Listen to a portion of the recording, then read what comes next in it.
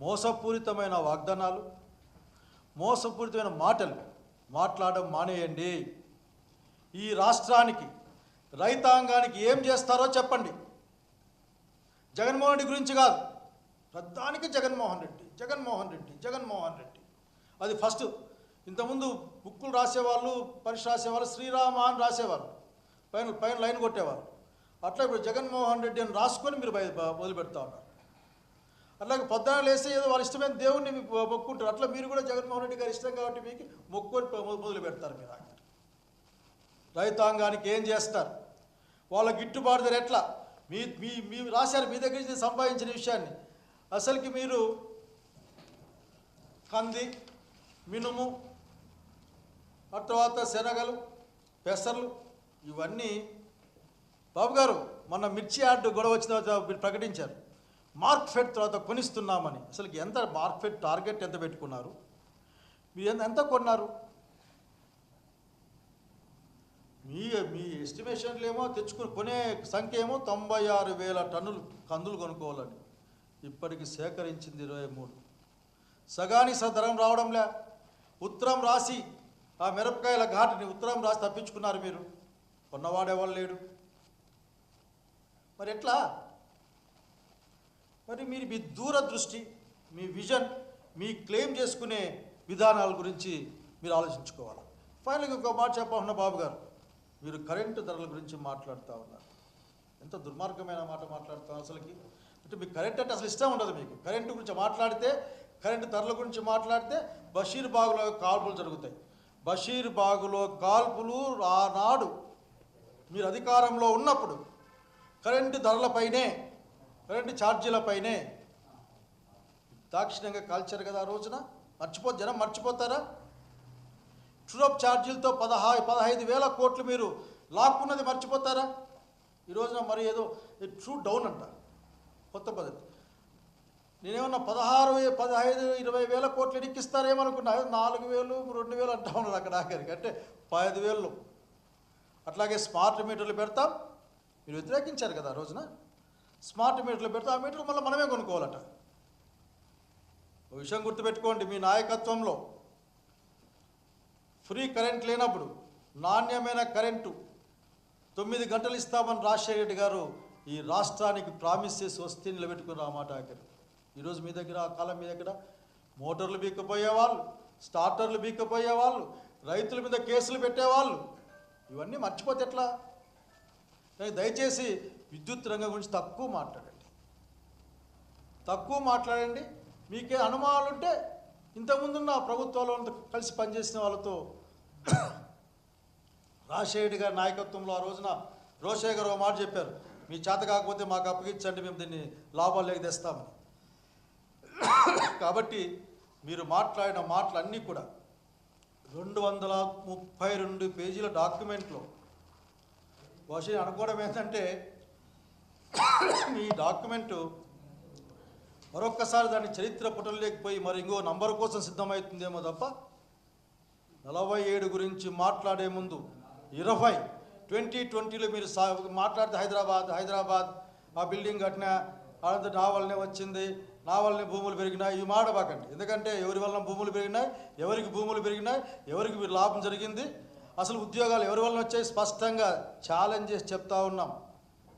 Technical ఎడ్యుకేషన్ని గ్రామీణ ప్రాంతాలకు, పేద ప్రజలకు, కులాలకు, మతాలకు, ప్రాంతాలకు, రాజకీయాలకు అతీతంగా ప్రజలకు పంపించిన, ప్రజలకు చేరువ చేసిన నాయకుడు ఉంటే అది రాజశేఖర రెడ్డి గారు. ఫీ రియంబర్స్మెంట్ పథకం ద్వారా కంటిన్యూ చేసిన వారు జగన్మోహన్ రెడ్డి గారు. దయచేసి ఇటువంటి తేలిక మాటల్ని మానేసి ఈ రాష్ట్ర ప్రజలకి, రైతులకు ఏం చేస్తారు, యువకులకు ఏం చేస్తారు, ముసలి వాళ్ళకి ఏం చేస్తారు, చదువుకునే పిల్లలకి ఏం చేస్తారు, వివిధ రంగాల్లో ఉన్న పరిశ్రమలకు ఏం చేస్తారు, ఇవి మాట్లాడండి. ఈ రాష్ట్రానికి రావాల్సిన అనేకమైన పునర్వ్యవస్థీకరణ చట్టంలో అంశాలను సాధించడం కోసం ఏం చేస్తారు, స్టీల్ ఫ్యాక్టరీ ఏం చేస్తారు, అట్లా అరకు కోల్పోయిన రైల్వే జోన్ గురించి అరకు లేదు ఈ రోజున మన దగ్గర, విశాఖ రైల్వే జోన్ గురించి ఏం మాట్లాడతారు, అనంతపురం జిల్లా రాయలసీమకి రావాల్సిన బుందేల్ఖండ్ తరహా ప్యాకేజ్, అట్లాగే ఉత్తరాంధ్ర రావాల్సిన బుందేల్ఖండ్ తరహా ప్యాకేజ్ ఎప్పుడు ఇస్తారు? వీటి గురించి మాట్లాడండి. మీ దృష్టిలో సంపద అంటే అప్పులు. జనం దగ్గర డబ్బులు పెరిగితే, జనం కొనుగోలు శక్తి పెరిగితే సహజంగానే రాష్ట్ర సంపద పెరుగుతుంది. ఆలోచించండి. ఇరికే మాటలు కాదు, మీ వాళ్ళదే చప్పట్లు కొట్టించుకోవడం కోసం కాదు. ముగించే ముందు మీకు ఇంకో మాట చెప్పన్న బాబు గారు, పోన్లీ వంతి నాకు ఇంట్రెస్ట్ ఈ విషయంలో ఆఖరికి. అందుకని మాట్లాడితే ఆఖరికి రాజశేఖర రెడ్డి గారి కొడుకు జగన్మోహన్ రెడ్డి గారు లిక్కర్లు అట్లా ఇట్లా అని మాట్లాడుతున్నారు. అసలు మీకు లిక్కర్ అంటే సారా వ్యాపారం ఎంత ప్రేమ ఉంటుంది మీ దగ్గర తెలుసా? మీరు లెక్కలు చూసుకో. ఎందుకంటే ఎవరు గుర్తుకుంటారు అనుకుంటారు, ఎందుకంటే ప్రింటింగ్లో ఉంటాయి ఇవన్నీ. 14-19లో టీడీపీ ప్రభుత్వం ఆ రోజున అమ్మిన కోట్లలో ఉంటాయి. 14-15కి ఐఎంఎల్ 2.88 కోట్లు, బీర్లు 1.74 కోర్స్. 15-16లో అది 3 కోట్లకు మారింది, ఇది 1.75కి మారింది. 16-17లో 3.3కి పెరిగింది, ఇది 1.78కి పెరిగింది. 17-18లో 3.6 వచ్చింది, అది ఇది 2.27కి వచ్చింది. 18-19లో 3.84 కోట్లకు వస్తే ఆ పక్క 2.77 వచ్చింది. అసలుకి అంటే శుక్లపక్షంలాగా పెరుగుకుంటూ పోయింది. పెరగడమే, ఏ సంవత్సరం కూడా తగ్గే ప్రయత్నం మీ దగ్గర లేదు. జగన్మోహన్ రెడ్డి గారు వచ్చిన తర్వాత వైఎస్ఆర్సీ ప్రభుత్వంలో 19-20 3 కోట్లు, బీర్ల డబ్బులు 2.11 క్రోర్స్ తగ్గింది. 20-21లో 1.87 crores, బీర్లు 0.57 crores. 21-22లో 2.63 crores. అంటే ఇట్లా తగ్గుతా అసలు మీ రేట్లు పెరిగే కొద్దీ పోయే కొద్దీ కాలంగా చివరికి ఇలా హయ్యెస్ట్ అమౌంట్ వచ్చేసాక వీళ్ళ దగ్గర వచ్చినప్పుడు అంటే అసలు వైఎస్ఆర్సీపీ గవర్నమెంట్లో 3.3 crores. ఎట్లా కనుక దయచేసి మీకు ఇంకోసారి గుర్తు చేస్తా ఉన్నాను, బాధ్యత కలిగిన ఆంధ్రప్రదేశ్ యొక్క పౌరుడిగా నా జీవితంలో చూడలే, మళ్ళీ చూస్తా అనుకోలేదు. ఆంధ్రప్రదేశ్ రాష్ట్రం పెట్టుబడి పెట్టే వాళ్ళకి ఇది చాలా డార్లింగ్ స్టేట్గా మారిపోయింది. దేనికి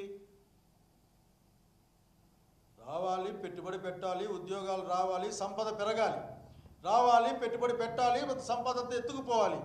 ఆ ఎత్తుకుపోయే కార్పొరేట్లకు మీరు దారి చూపించిన మాట వాస్తవం కదా? ఏమొచ్చింది చెప్పండి మీరు మీ నాయకత్వంలో ఈ రాష్ట్రానికి? అది పోయిన తర్వాత మీరు చాలా స్పష్టంగా ఆ రోజున మాట్లాడారు. ఏం మాట్లాడారంటే అందరూ గమనించాలి, పాత రాజకీయాలకి కాలం చెల్లింది, నేను కొత్త రాజకీయాలని తయారు చేస్తాను. కొత్త రాజకీయాలంటే జన్మభూమి కమిటీలకే మొత్తం అధికారులు కట్టబెట్టడమా? పాత రాజకీయాలంటే మీరు స్పష్టంగా మనం ప్రకటించినట్లు పొలిటికల్ గవర్నెన్స్ చేయడమా? చెప్పాలి బాబు గారు, మీ పాత రాజకీయాల్ని మార్చేయడం అంటే ఏందో బహుశా ఇదేనే. బలం లేకున్నా మున్సిపాలిటీలో చైర్మన్లు మార్చినట్లు ఒక్క కార్పొరేటర్ లేకపోయినా సరే మీరు మార్చగలిగారు.